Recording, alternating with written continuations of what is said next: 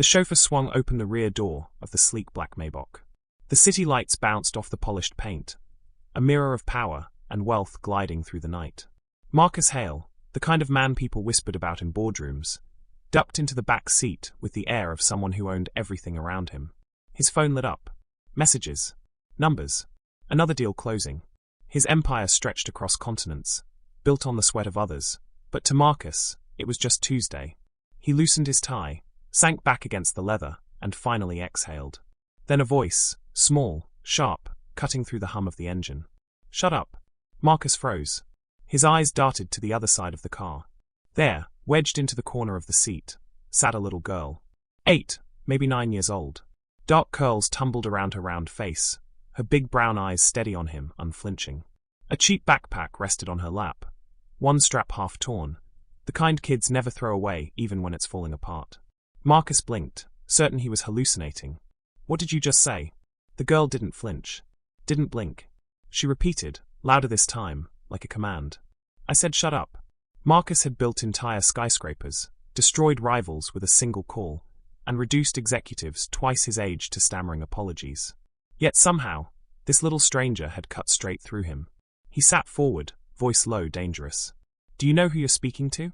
Her answer came fast, without hesitation. "Yes. You're Marcus Hale. You're the man who ruined everything." The words hit harder than any shareholder rebellion, any exposé in the press. And for the first time in years, Marcus Hale felt his certainty slip. His chauffeur's eyes flicked nervously to the rearview mirror, but said nothing. Silence thickened in the car, pressing in on Marcus. "Who put you here?" he demanded.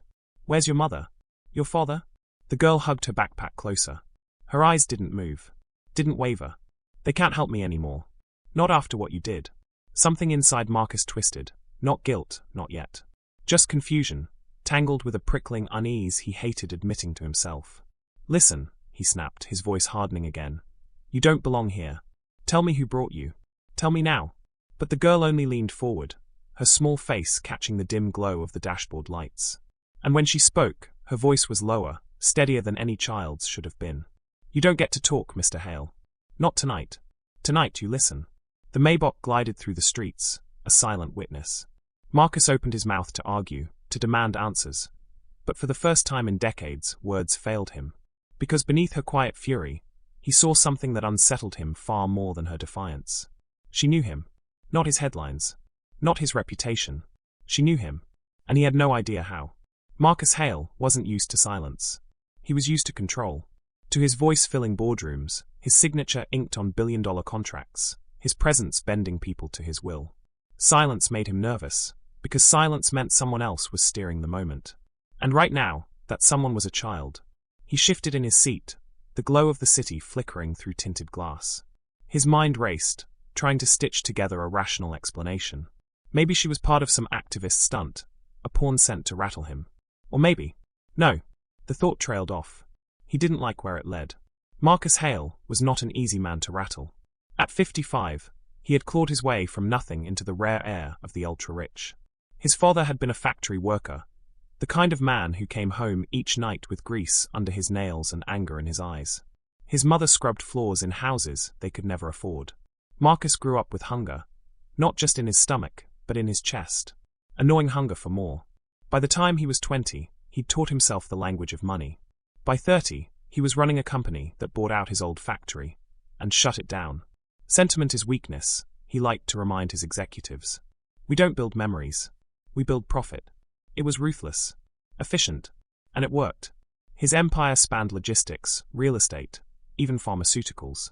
Entire communities had been gutted by his decisions, but he slept well at night. Or at least he used to. Until now. He turned back to the girl. Her small frame was dwarfed by the leather seats, but she sat like a queen on a throne. Eyes forward, jaw set. Like she knew she had him cornered. "Listen," Marcus tried again, his tone softer now, as though he was negotiating instead of commanding. "If you tell me who you are, I'll make sure you get home safely. Whatever you think I've done, you're mistaken." The girl finally moved. She pulled her backpack onto her lap and unzipped it. Marcus tensed, ridiculous, he told himself, being on edge over a child. But when she pulled out a folder, something inside him dropped. She slid it across the seat toward him. "You don't remember. But I do." Marcus hesitated before picking it up. Inside were photographs, papers, letters. At first glance, they looked ordinary. A hospital building. A paycheck stub. A foreclosure notice. But as he flipped through, a pattern emerged. They were all tied to him. His companies. His deals. His empire. His chest tightened. Where did you get these? The girl's voice was flat, cold. From the people who lost everything. From the ones who didn't survive what you did to them. Marcus scoffed, though it sounded weak even to his own ears. Business is complicated. You can't blame me for. Yes, I can. She cut him off with the same sharpness as before. Because you never looked at us. Not once. You looked at numbers. At profits. And you told yourself that was enough. But I'm here to make sure you finally see. Her eyes glistened now, but not with fear. With rage held too long inside a body too small to carry it. The car jolted slightly as they turned onto the expressway. The chauffeur's hands gripped the wheel tighter. He was hearing everything, but wisely kept his mouth shut. Marcus leaned back, folder still in hand. His pulse was louder than the engine. He'd faced regulators, rival tycoons, politicians, and never once felt this exposed. Yet this child was unraveling him with nothing more than a file of papers and her unshaking stare. He tried to recover control, lowering his voice into that smooth baritone he used on investors. You're very brave, but you don't understand the bigger picture. Sacrifices have to be made so society can move forward. That's just how the world works. The girl's reply came like ice water. Funny. That's what my mother said. Right before she lost her job at your company. Right before the hospital closed, and she couldn't afford her medicine. Right before. Her voice cracked for the first time. She swallowed, straightened, and finished the sentence with steel in her tone. Right before I had to grow up. Marcus felt it then. A flicker of something he had buried long ago. A memory of his own mother's weary face, bent over someone else's flaws. For the briefest second, he saw himself not as the empire builder, but as the boy who had once wanted to burn the world just so it would notice him. The Maybach sped through the night, but Marcus felt cornered. The folder sat heavy in his hands. And the girl's words, sharper than any boardroom attack, lodged deep in the one place he thought untouchable, his conscience. And yet, he wasn't ready to surrender. Not yet. The silence stretched long after her last words, pressing against the car's windows like a storm waiting to break. Marcus stared down at the folder in his lap, flipping pages he didn't want to see. He could feel her eyes on him, unblinking, relentless. Finally, he set the folder aside, exhaling through his nose. You're a child, he said, though it sounded more like a plea than an accusation. You don't know how complicated these things are. You think you do, but you don't. The girl's lips curved into the faintest, bitterest smile. I'm 12, she said. And I know more about what your company does to people than you ever cared to learn. Marcus bristled. 12? Yes. She sat straighter, her voice steady. Old enough to see my mom cry herself to sleep.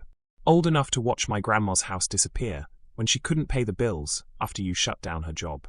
Old enough to hear your name whispered, like a curse, every time someone in my neighborhood got sick from the water your factories poisoned. Her words came like hammer blows, each one landing harder than the last. Marcus felt a dull throb at his temple.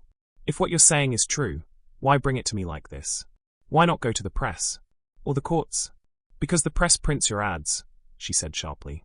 And the courts, they answer to the money you've bought them with. I don't have money. I only have me. For a moment, Marcus had no reply. His empire was a fortress.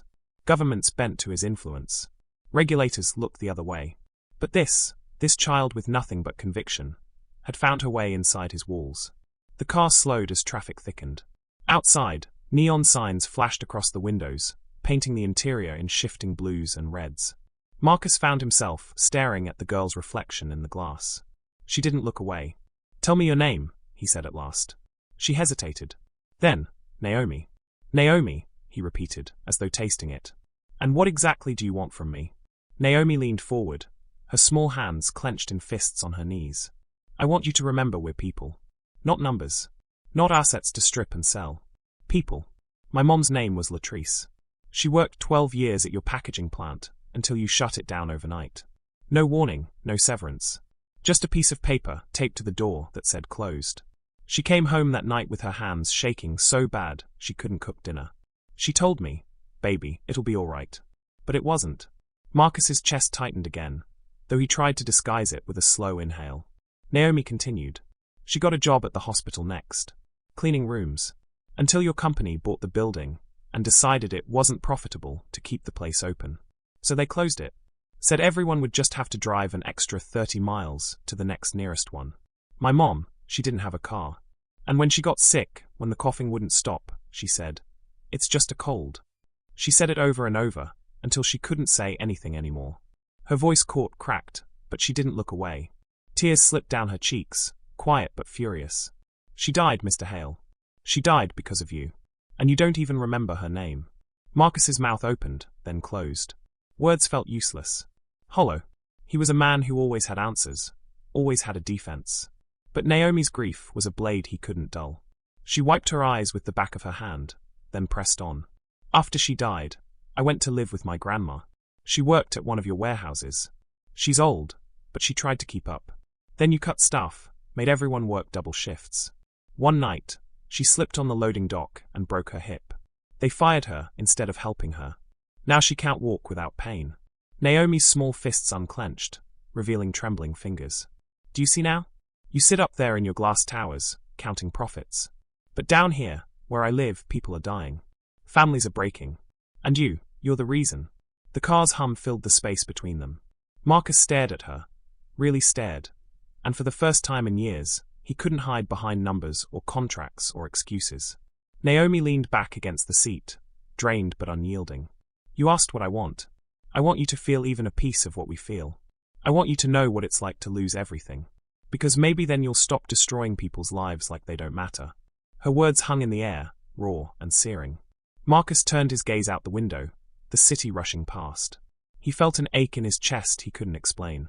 An ache he hadn't felt since his own father's funeral, when he'd stood by the coffin pretending not to care. He'd promised himself back then never to be weak again, never to let feelings slow him down. But here, in this car, with this 12-year-old girl staring at him like judge and jury, Marcus Hale, the untouchable CEO, felt something he didn't recognize. Guilt. The folder on the seat seemed heavier now. The faces in those papers weren't abstractions anymore. They had names, lives, stories. Naomi's eyes burned into him. "So, Mr. Hale, what's it feel like to finally be seen?" Marcus swallowed hard. For once, he had no answer. The city lights blurred past, streaks of white and red against the tinted glass. Marcus sat rigid, his jaw clenched so tightly it ached. His mind churned, the boardroom-trained instinct screaming at him to dismiss, deflect, dominate. But Naomi's voice echoed louder than any quarterly report ever had. "People are dying, because of you." The car's hum seemed deafening now, each vibration drilling into his chest. He adjusted his cufflinks just to give his hands something to do. His reflection in the glass stared back, immaculate suit, perfectly combed hair, eyes that were usually cold steel. Tonight they looked tired. Naomi hadn't looked away once. 12 years old, and she'd faced him down like no investor, no rival, no journalist ever dared. He finally broke the silence. "You don't understand," Marcus said, his voice low, strained. "I built this from nothing. My father died in debt. My mother scrubbed floors, so I could wear second-hand shoes to school. I swore I'd never go back. Every deal, every acquisition, it was survival. You think I can stop? Do you know how many jobs depend on me keeping this empire standing?" Naomi tilted her head, eyes narrowing. "And how many lives crumble when you decide survival means destroying them?" Marcus's throat tightened. He hated how her words landed, sharp, precise, unavoidable. "You think this is easy?" he snapped, more at himself than at her. "You think I sleep at night, knowing every decision cuts someone out? Do you think I don't hear the whispers, the protests, the hate?" His voice cracked, and he quickly forced it flat again. "It's the cost of winning." Naomi's expression didn't soften. "Then maybe winning isn't what you think it is." Marcus froze. The sentence lodged in his chest, a splinter he couldn't shake. Winning. It had been his religion. The reason he was still standing, while everyone else fell. But sitting across from Naomi, winning suddenly felt small. Shallow. He rubbed his temples. "I've spent my whole life climbing this mountain. You don't just climb down because someone asks nicely." Naomi leaned forward. "I didn't ask nicely." The car slowed at a light, throwing red shadows across her tear-streaked face. She looked like a child again in that moment, small, fragile. Yet her words carried the weight of centuries. "My mom used to tell me stories about men like you," she whispered. "Men who thought they were kings. But she said kings always forget. Their crowns don't belong to them. They belong to the people who suffer under their rule. The driver cleared his throat softly in the front, but Marcus didn't hear. He was locked in Naomi's gaze, pinned by the truth he didn't want but couldn't escape. For the first time in years, Marcus Hale felt powerless. Not because of a rival, not because of market collapse, but because a 12-year-old girl refused to let him hide. The light turned green. The car rolled forward. Inside, the silence was unbearable. Marcus finally exhaled, long and uneven. His hand hovered over the folder, then dropped to his knee instead. "What do you want from me, Naomi?" he asked again, but this time the edge was gone. It was less a challenge, more a surrender. Naomi didn't smile. She didn't gloat. She simply said, "The truth. And for you to do something about it." The words hit harder than any demand for money or power. Truth. Action. Not things Marcus could outsource. Not things he could buy. They would have to come from him. His chest tightened again. But beneath the pressure, something unexpected stirred. Not guilt this time, not pride. Something else. Something dangerous to the man he had built himself to be. Doubt. The Maybach pulled into the quiet stretch of Marcus's private drive. Normally, this was the moment he relaxed. The gates, the security lights, the fortress of wealth that reminded him he'd won. Tonight, the sight of it only deepened the knot in his stomach. Naomi hadn't said another word since her last line. She just sat there, watching him, like she already knew what he would or wouldn't do. The silence pressed on him harder than her voice had. The car stopped. The chauffeur looked back nervously, waiting for instructions. Marcus opened his mouth, but the words wouldn't come. Finally, he waved him off. "Give us a moment." The driver nodded and stepped out, shutting the door behind him. Now it was just Marcus and Naomi in the stillness. He rubbed his palms together, forcing his voice steady. "Naomi, you want truth? Fine. Here's truth. I've destroyed people. I've crushed companies that couldn't fight back. I've called it strategy, efficiency, survival. But you're right, it was also greed. And fear. Fear of being small again." The confession surprised even him. He'd never said it aloud, not even in the dark when he was alone. Naomi didn't move. Her face was unreadable, but her eyes stayed fixed on him. Marcus leaned back, staring at the ceiling. "You asked me to do something. But what? I can't undo decades of deals. I can't resurrect the lives my empire steamrolled." Naomi's small hand tightened around her backpack. When she finally spoke, her voice was calm. "You can stop pretending you're helpless. You built this world. You can change it." Her words landed like a gavel. Final. Inevitable. For a moment, Marcus imagined it.